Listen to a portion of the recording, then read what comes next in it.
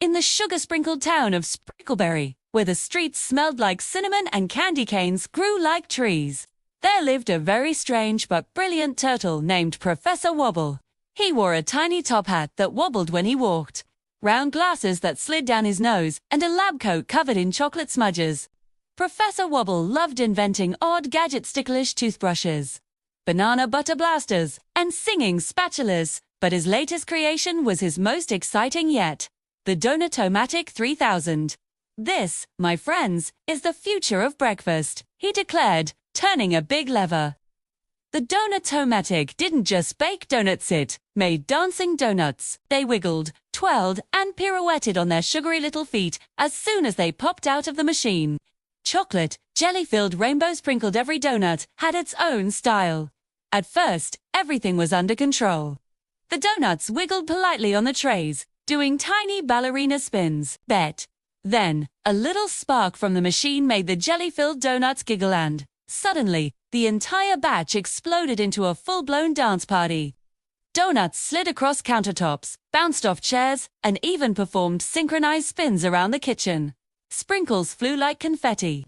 Professor Wobble tried to grab a donut, but it pirouetted out of his hand, landing on his top hat, and making him sneeze chocolate all over his glasses.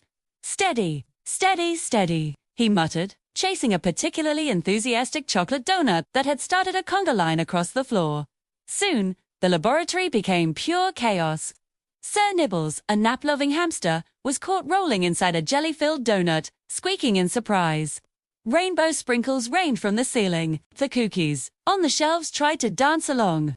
Even Wobbleberry the cat, who usually napped all day, started tiptoeing in rhythm. Professor Wobble tried one final plan. He blew a whistle. Donuts, stop dancing. But instead of stopping, the donuts formed a circle around him and did a tiny tap dance. Wobble gave up, laughing so hard that powdered sugar puffed out of his nose. "Well," he said, licking a stray sprinkle, "maybe breakfast should always come with a little chaos."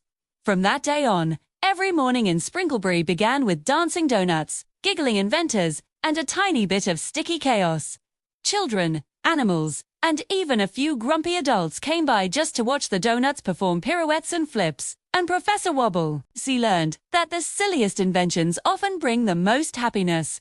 And sometimes, late at night, if you listened carefully, you could hear the faint sound of donuts tap dancing on the roof.